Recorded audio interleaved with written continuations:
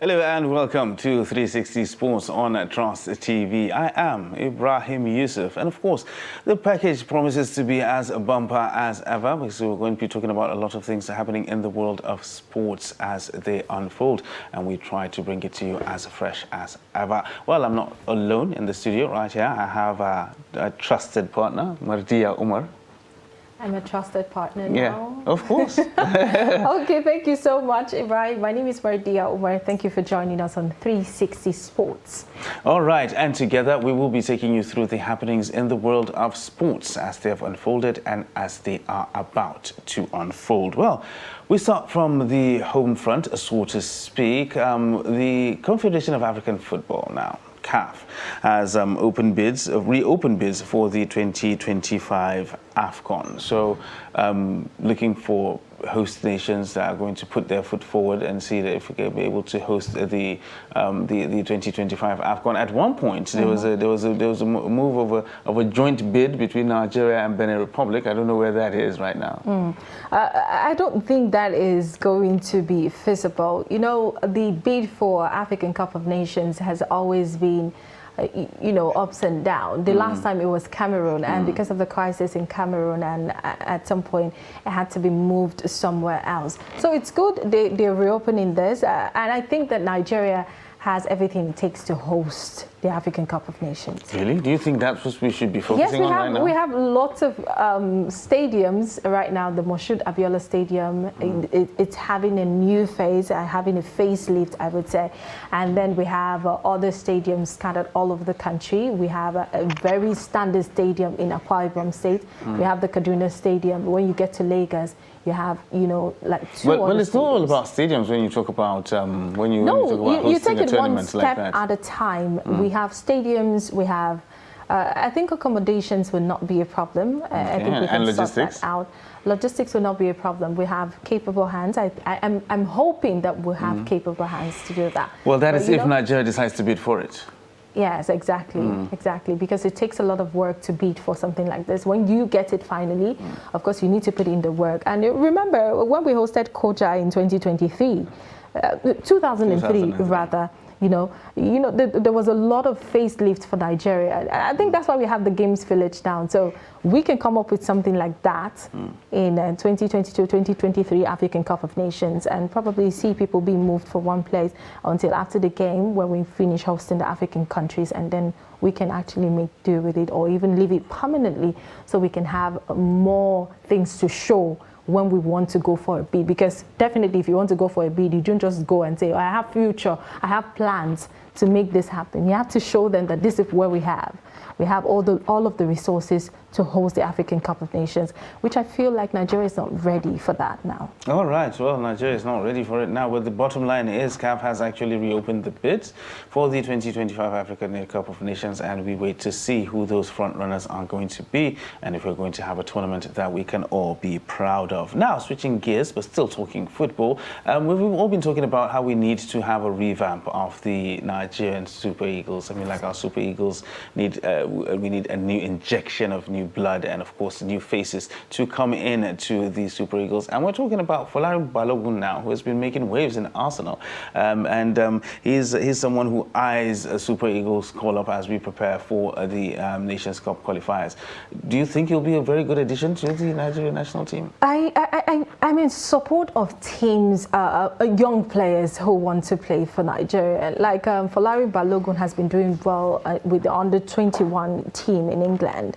And he hasn't really signed a contract that he was going to play for the national team. So he still stands a chance. But the problem is he cannot come into the national team and bench Osimhen, because when you put them side to side, that's the person, that's the target in the national team. And of course, we would need him, but one person has to play more than the other. But the kind of energy that we're seeing from Osimhen right now, of course, that cannot happen. But what happens if we change the formation? Yes, we can change the formation, but are they ready to change the formation? That's the question we should be asking. Well, it's a new manager. I mean, like, we should expect some changes to be wrong when things happen like this. Probably, I think it's a good move if he really wants to play for Nigeria. This is somebody that has been, you know, showing finesse in England. So if he's saying that they haven't reached out to him to play for Nigeria because his parents are from here, and I think it's a good move. This is somebody who has the zeal, who is willing. And when somebody is willing to play, and then you see that when they come on the pitch, it just shows. Yeah, and now it's time to bring that back, that conversation that we always usually have during these kind of periods when you have players who are Nigerian born going over to play for other countries, most especially England. I mean, like, they've got the Bukayo Saka has left. We have the likes of Ademola Lookman, he actually came back. He played for the under-17s, but he actually came back now. And we have tons of others as well playing in the age group stage, and they are hoping to play for the English Three Lions, not for Nigeria. Usually, Nigeria is a backup plan. Nigeria, if it doesn't work out for the Three Lions, then they come back and play for Nigeria. He's quite young, and I think if he wanted a chance with the England No, team, I'm not talking about Folarin Balogun now. I'm yes. talking about generally. Generally, we actually have players who have not shown that commitment to playing for Nigeria, and it's actually quite commendable that he, at this age, is looking to play for Nigeria. He's a patriotic Nigerian, regardless of where he stays right now. But let's throw that question to our guest. Jamajo is back, and Nazir Jamajo, thank you so much for joining us today. You're welcome. All right, so we're talking about Folarin Balogun, who has said that Nigeria has not reached out to him to play in the national team. Do you think we should be reaching out to Folarin Balogun, the Arsenal star?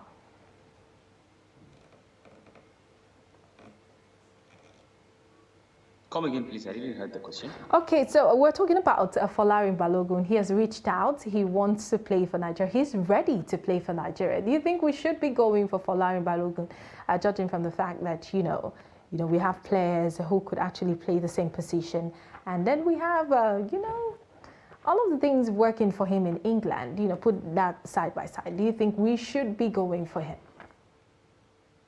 Well, I don't think so, because if you go for him, we are going in for him on his own terms. He's the one who's playing for this of Nigeria, not us want him, because he has seen that maybe he cannot make it into the England team, and then cannot. So maybe you'll be thinking like, maybe let me fancy my chances and see what I can do to Nigeria, since he can see, you know, gaps in the team. But because of that, we are not lacking in that position. That's us there, and it's just and whenever he has a chance of playing, he does very, very well.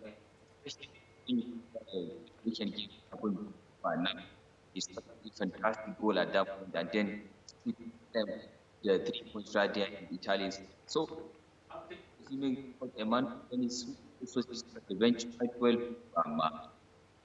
for Nottingham Forest at the moment, and also there is Sadiq Kumar, who is, you know, injured sitting on the bench. The likes of Terry Murphy are there. You know, we have a lot of options over there. We don't need to go all out for such kind of players that actually want to go in on their own terms. Like, we have so many players right there that we don't have to rush for anybody. We are very cool and calm, you know. I don't really like it when the Super Eagles of Nigeria, you know, the team and the NFF go all out for a player, and then they'll be going there and be, you know, rubbing shoulders and fighting for a player with another country. You know, we can't just... So are you saying that we should source for more local players, or make do with the players that we have currently at the Super Eagles? Make do of the players first, and then we source for more local players, I think. Because we have a lot of them right here in this country. A lot of them are playing very well. A lot of them are performing, and also the ones that we have got in our hands. Like I've just mentioned, a lot of options.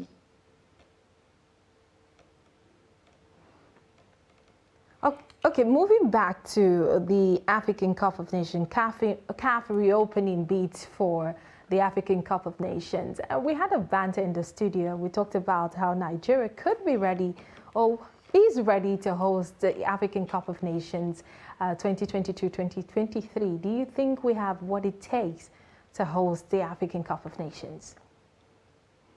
Well, first of all, I don't think so. Considering what happened when it comes to the under-17 back in the years, you know, after that under-17 tournament, the question that I've been asking myself since I saw those speculations of CAF reopening bids, maybe Nigeria might bid, is that have really improved from that under-17 tournament that actually happened.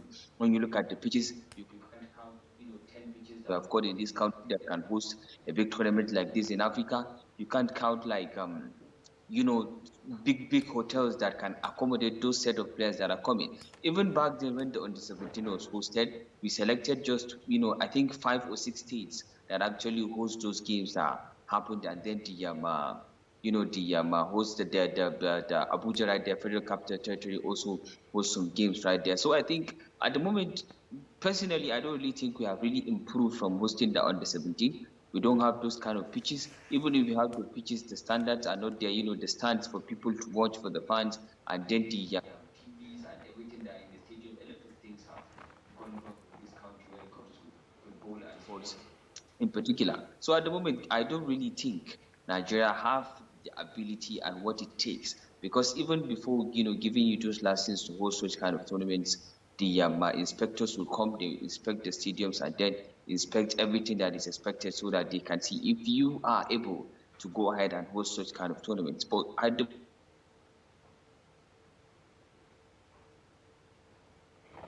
All right. Well, talking about hosting AFCON and, of course, having the ability to do so, it's between now and 2025. A lot can happen between now and then. 2025 is a long time, but to put all of these resources together, I'm thinking that the new NFF crew can actually put something together just to make a statement. When you have these new people on board, they're just looking for, I did this during my tenure, I did it during my tenure. I think this is a challenge for them, and I think they can pull something off. Yeah, well, but the big question is, do we actually need to do that, or is that something that we need to prioritize at this particular point? I think we need more of this. We need to challenge ourselves, because the last bid, when Cameroon got awarded to host the African Cup of Nations, though it didn't happen, I was thinking to myself, Cameroon is smaller than Nigeria. And if we keep pushing this away, we keep pushing the thought that we're not ready to host any big tournament in Nigeria, I think we're actually drawing ourselves back. This is a time where we need to go back to a drawing board, if we have one, to see how we can come up with hosting rights. There's so many benefits when you host a big tournament, let's say a continental tournament in Nigeria. Let's take, for instance, the African Cup of Nations. Do you know how that will boost football and other sports in this country? Because we have other people coming from different parts of the world. Economically, financially, it's going to help us. I don't know what you think, but I think that's it. Well, really, I personally don't think it's we need to go all out to try and host the African Cup of Nations because we want to boost football in Nigeria. There are lots of ways to actually do that, and Cameroon actually did host it, and we all saw what happened in the stadiums and the rest of it. Well, we hope it doesn't happen, and we hope that the best bid gets it. So talking about Nigerian players playing in the other countries, ex-Super Eagles International, that's F.A. Ambrose, has joined the Scottish Championship side Greenock Morton. Is that a good move? Okay, I think that the last time they had any silverware to their name was in 2014-2015 season.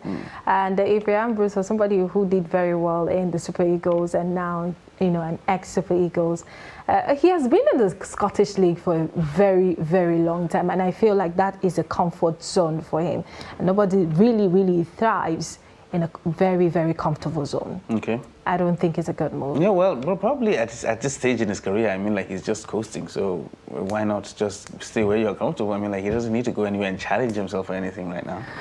Okay, Nazir, can you hear us? What do you think about this move? F.A. Ambrose, ex-Super Eagles star, moving to another Scottish club.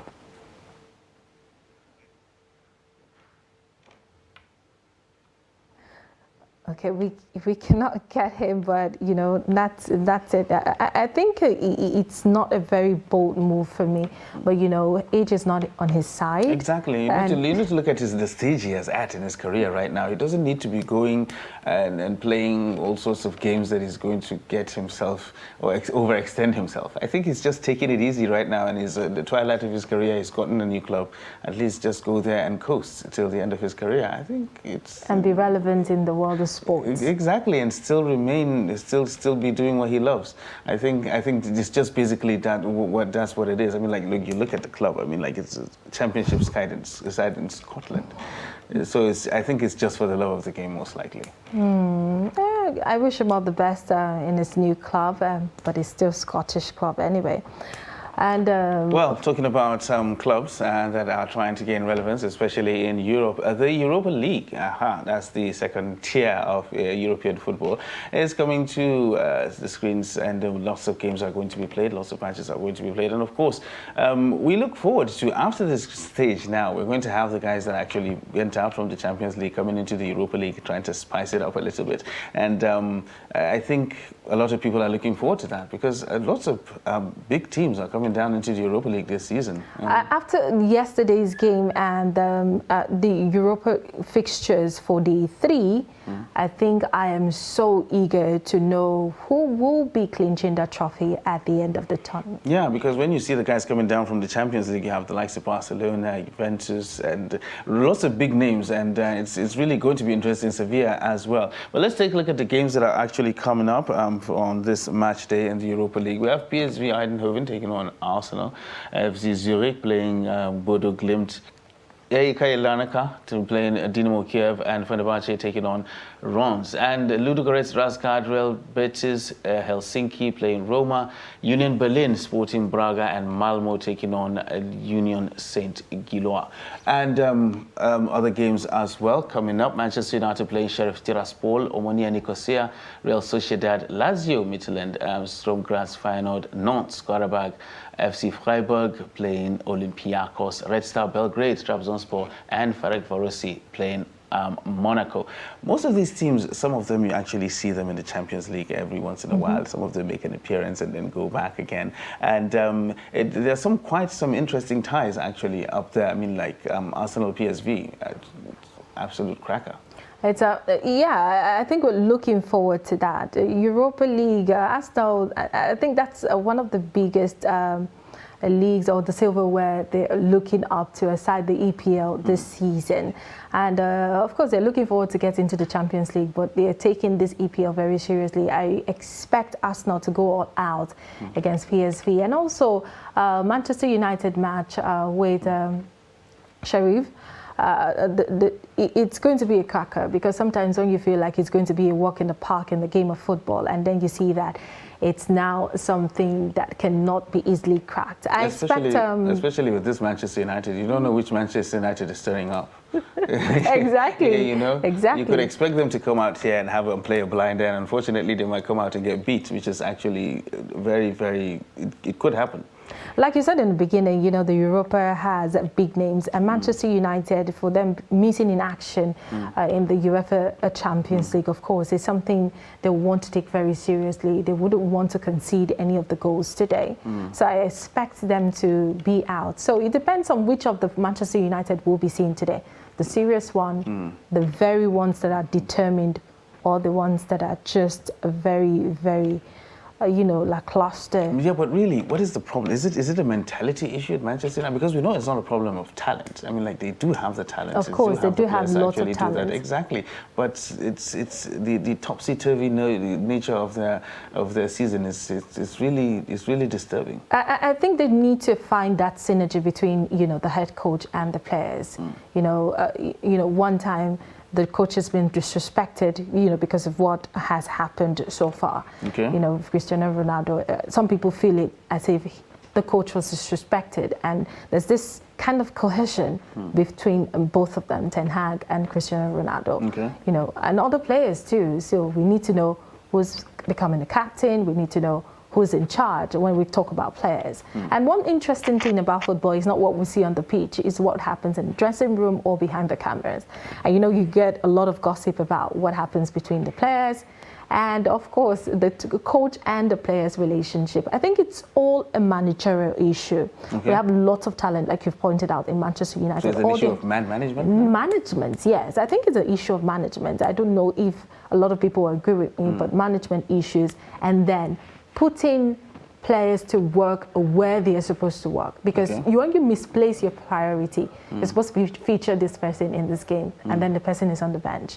You're featuring this, you're substituting this person where the person is supposed to start the game. But he's the manager. He's the manager, and he knows how he wants his team to play, and he knows his players. And sometimes when it's not working why should people for you, question his decisions? When decisions are not working, or when you take an action and it's not working, I think re-strategizing is always a way out.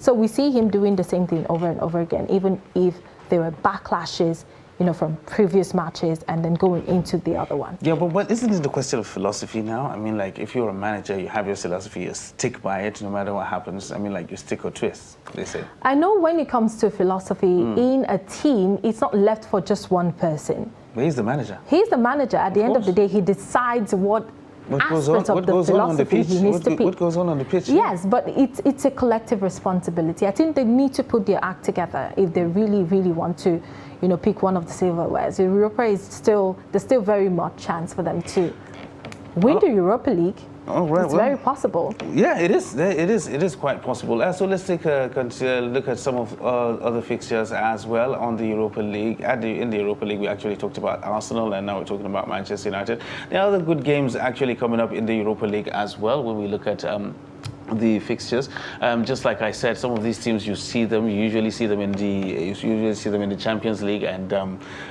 they're here now. You have Lazio taking on Midtjylland. It could be a quite interesting one. Union Berlin Sporting Braga. I think that is one match that we should actually keep our eye on as well. Two evenly matched teams, you should say. I think it's not going to be so hard for Sporting Braga. Union Berlin, of course, they're strong, but Sporting Braga, I think it's going to be a win for Sporting Braga this evening. Oh, really? Yeah. Well, I thought it was going to be a bit closer, maybe. And Fenerbahce and Rennes, Fenerbahce, that's a match to look out for too. Yes. Fenerbahce and Rennes. You have two very strong teams, two teams that actually have belief, and I think it's going to be close. It's not one of those matches that one team is going to run away with it. I actually doubt that. But let's look at Helsinki Roma. Jose Mourinho also has topsy-turvy season in Roma. This game, he'll come out all guns blazing, play fantastically well, blow people out of the park, and then the next game there will be absolute shambles. What do you think why isn't it working the way it's supposed to for Mourinho at Roma? Because everybody thought that he would actually go and get the business done, even though he did win the Conference League. I think Mourinho we know then is not the Mourinho we know now. Okay. At some point you fizzle out, and sometimes you think that you have all of your act together, but no. You meet different people in different leagues, and you get to just do what you can, but sometimes you don't just get it right, and that's what comes back. It comes back to the philosophy of the team. He's the person who would determine what goes out, who plays, who doesn't play, how it turns out at the end of the day. But I think it's not a different terrain for him. He has managed players, he has gone through different leagues in the sporting world or in the football world. But I think you fizzle out at some point, your ideas no longer work, and then you think Mourinho is at the end of his rope now? I think after Roma, I don't think Mourinho is going to coach more than 2 clubs before he retires. Really? Yeah, that's what I think. Oh, okay. What makes you think that? Because of his longevity, because of the time he has spent actually managing clubs or in football generally? I think Mourinho is the kind of person that wouldn't want to, he has taken a lot of backlash and he has taken them so well. Okay. But he's this kind of person that, when I am, at that peak, I think I should just leave the stage. Okay. He loves his self-respect, and that's why he's been able to control some of the biggest players that think that they're bigger than the clubs. Okay. So I think for me, Mourinho would just, relax very, very soon. Because a lot of eyebrows were actually raised when he took the Roma job. Nobody actually expected him to go to Nobody expected that, and that's, for me, it's a winding down for him. All right, well, Mourinho winding down, says Mardia. Well, that remains to be seen what happens in the Europa League. He says he's all out to win it. Roma is out to win it this season. He won the Conference League last season, and he says he's going to make it the Europa League this season, and of course make a run in Serie A as well. But he's not finding it that easy in Serie A, is he? It's not easy at Serie A. It's not the EPL, the Farmers League, no. Oh, really? The EPL is the Farmers League now. That's what I always say, but a lot of people would not agree. So I think it's a Farmers League. You know, you can easily adjust at the EPL. Really? Yeah, I think so. Okay, so that's an interesting take on it. Yeah, I think you can. So I think you can adjust to us saying it's a close on 360 Sports at this hour, but you can follow us across all our social media platforms for more updates. And of course, drop your comments where you feel it's necessary. Any of the sporting activities or the sporting events or the matches, fixtures that you feel stands out for you, you can drop your comments and then we'll take it up from there. My name is Martia Umar. All right, that's how it's been on 360 Sports. Join us again tomorrow for more on Trust TV. I am Ibrahim Yusuf.